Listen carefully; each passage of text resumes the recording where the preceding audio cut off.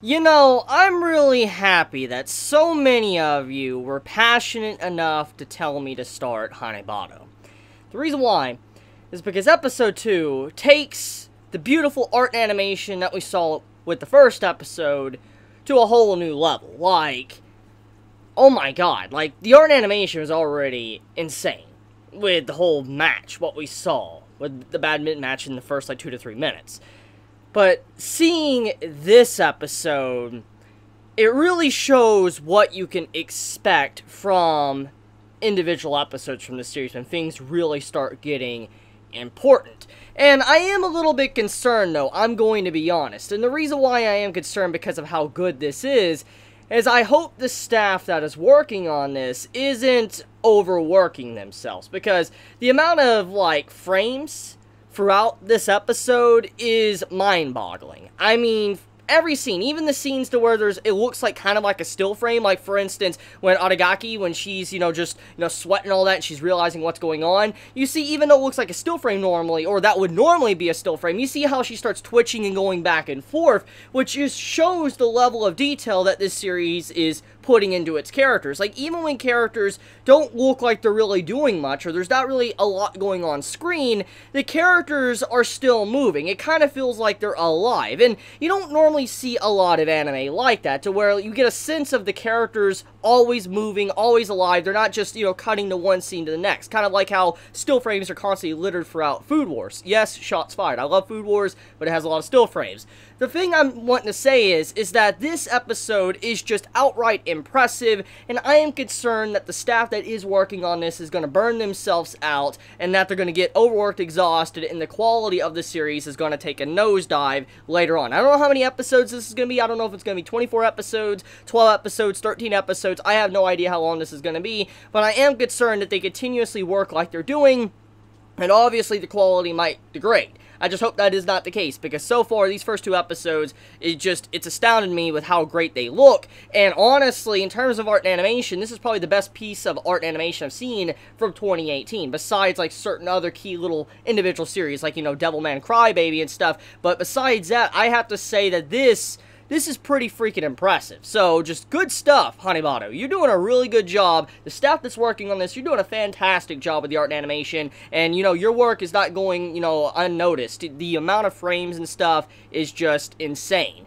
Now, speaking of the work and the attention to detail, let's talk about the sound effects for a second. I'm not one to normally talk about sound effects or anything. I normally just kind of brush over it because it doesn't matter much. Like, you don't really notice it too much when you're watching a show, okay? It does matter, but you just don't normally notice it. But I especially noticed that while watching this episode. For instance, with the whole racket, when it hit the shuttle, to the whole bit with them when they were moving on the court, you heard the shoes squeaking. You know, like when you hear characters move on a court, or you hear people in real life moving on a court, you hear the shoes squeaking and stuff? You actually heard that while watching the episode when you saw them moving on the court, and I'm like, that's really freaking cool. I love those little details, allowing you to get immersed in Hanebado, and you're like, this is really cool. Even if, though I'm not like a sports fan of, like, badminton, like, I don't know what it's really about, I don't know all the details about it or all the rules, I could still appreciate this and enjoy it. And I think the way they're adding this level of immersion and all that, it's allowing people to get invested into the series and enjoy it, even if they don't really know much about the sport that the characters are playing.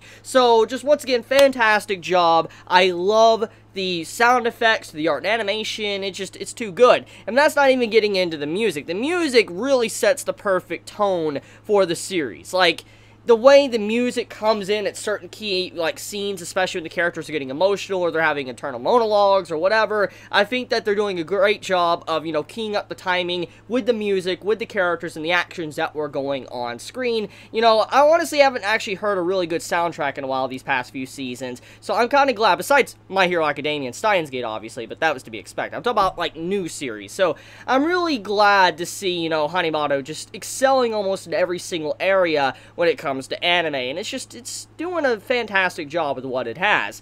So anyways, let's get into what this episode's about. Episode 2 of Hanebado. So this episode mainly focuses on Aragaki, our main female character. I could be wrong there with the name. If I'm messing up her name in any way, forgive me. But anyways, our main female character, Aragaki, she is in a slump, which was very apparent if you watched the first episode, which you shouldn't be watching the second episode if you haven't seen the first episode, so yeah, common sense there. But anyways, she's in a slump because of what happened in the events of the first episode. For instance, her losing really badly to the other main female character. She entered into a slump to where she was angry, envious, and she was taking out her aggression on everyone around her, and it caused it to where she's no longer being able to play like she once was. It's like her sense of confidence was just crushed right then and there. And so in this episode, we tackle that issue. We tackle the issue that Aragaki has and how she's having to handle it to be able to move forward as a player, but also as a person as well. And so she takes strides to develop herself, get characterization and development to show that, you know, she needs to pick herself back up and, you know, continue moving forward because this is not the end.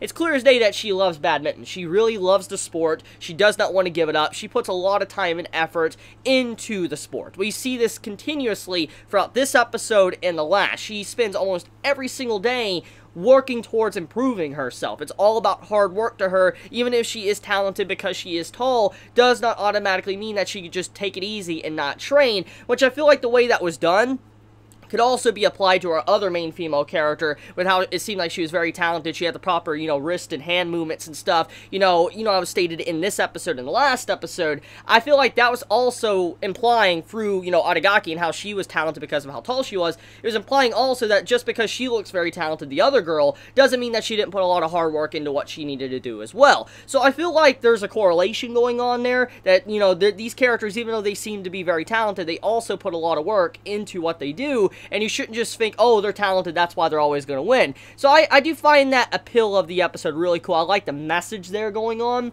But getting back on topic, though, basically, she tries to overcome her slump.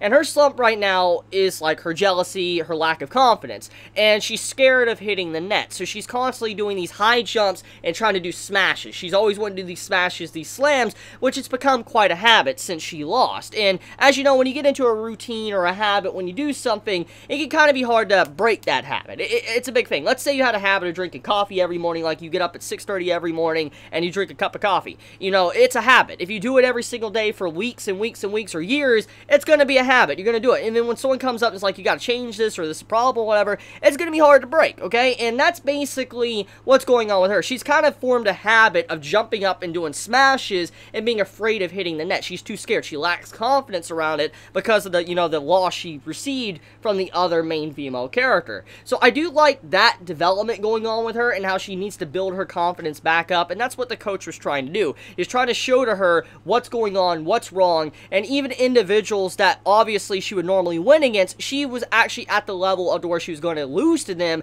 because of how bad she was into a slump. For instance, that, you know, she was just so scared of this net that it caused it to where these other people were able to just come in and probably even win against her, take it easy on her. So I do like the conflict within this episode. It's not something I know everybody's gonna like. I know there's gonna be some that are gonna be like, it's okay, it's not that great a conflict or whatever, but I felt like this felt realistic to me. I don't know, the way the slump felt with our main female character to just the issues she was going through and all that, it feels like something that could actually happen to a person or a player that plays sports. Not just badminton, but any type of, you know, sports player for any type of sports. They could potentially fall into this issue to where they're afraid of something because of a colossal loss, and then they get into a habit of something and they need to break it. I just can definitely see something like this happening to almost anyone. So yeah, the realistic aspect of the coach and all that with, you know, him trying to help her, I think that was really cool.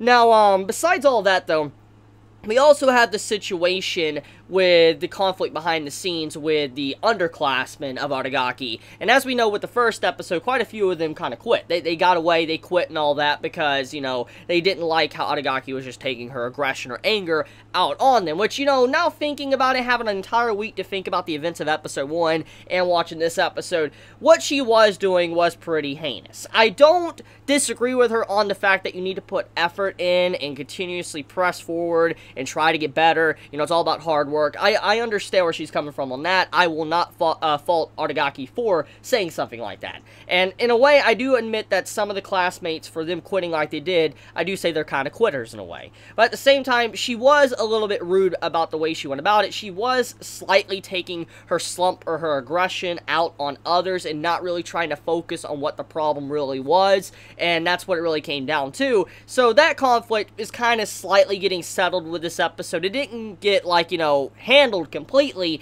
That's still there behind the scenes, and it makes me wonder if those characters will join the team back once again, or are they permanently gone and they're just going to be doing cram school for the rest of the series or be cheerleaders for our characters. That's something I'm kind of curious about. But at the very least, though, there is one scene that I think is super adorable, but also reminded me a lot of other series I've seen in the past. For instance, this girl, the underclassman that decided to stick with Aragaki in the class and all that, or, you know, in the club, you know, badminton, she's eating this, you know, hot dog and all that. And all of a sudden, you know, she's like, I need this because I worked hard today. And all of a sudden, the other girls come in, they start eating her hot dog. And I'm like, that's messed up. Like, what the hell? Like, she's trying to eat her food, and you coming in just eating and all that right in front of her. That's horrible. Like, you're a monster doing something like that.